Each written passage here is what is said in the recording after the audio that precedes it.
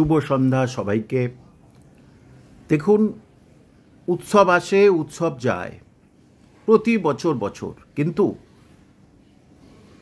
এই আপনাদের মতো বেকার শিক্ষিতা ছেলে মেয়েদের জন্যে কি হবে, কে ভাবে? আপনারা একবার জানেন, যিনি এখন জেলের মধ্যে আছেন, মাননীয় পার্থ চট্টোপাধ্যায়, তিনি একবার বলেছিলেন, স্কুল সার্ভিস কি পুজো নাকি যে বছর হবে?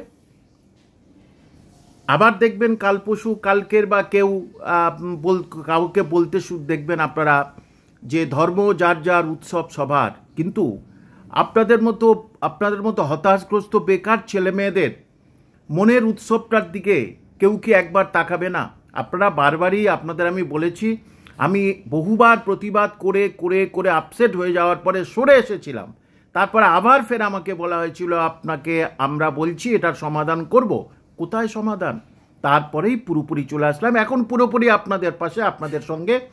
যারা বিভিন্ন জায়গায় সব ধর্নায় বসছেন বা বিভিন্ন আন্দোলনে যাচ্ছেন, কিন্তু আমার কাছে কোনো খবরই আসছে না। পরে তারা ফোন করে বলছেন উনি তো গেলেন না, কিন্তু আমার কাছে খবর আসলে তবে তো। আমি সবসময় আপনাদের পাশে আছি। দেখুন, বর্তমানে যে দুর্নীতিগুলো আছে সেটা হচ্ছে কোর্টের পর্যবেক্ষণে আপনারা শুনছেন, আমিও জানি। এবারে জিটিএ মানে পাহাড়ের যে শিক্ষক নিয়োগ পরীক্ষা, সেখানেও দেখা যাচ্ছে ঘাপলাবাজি হয়েছে।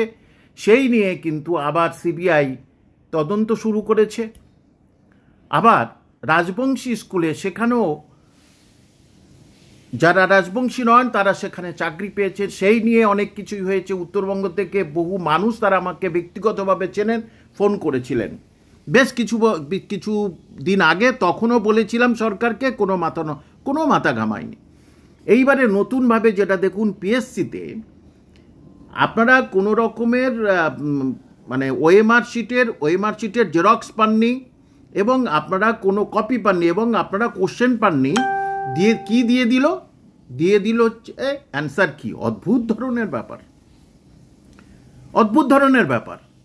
সুতরাং আপনাদেরকে দেখবেন, উৎসব যাচ্ছে আসছে, কালকেরও দেখবেন ঈদের দিনে অনেক রাজনীতির কথা হবেই, কিন্তু আপনাদের পাশে কে?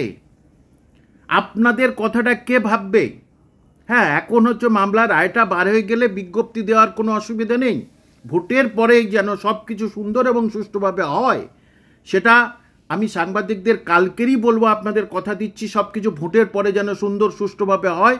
এই বেকারত্ব যেন ঘুচে যায় ছেলে মেয়েদের মধ্যে, এবং স্কুল সার্ভিস, মাদ্রাসা সার্ভিস যেন পর কয়েকবার করা হয়, বছরে যেন 1-2 বার করে যেন আপনাদের মনের আশা মেটানো হয়। সুতরাং প্রতিবাদ করতেই হবে।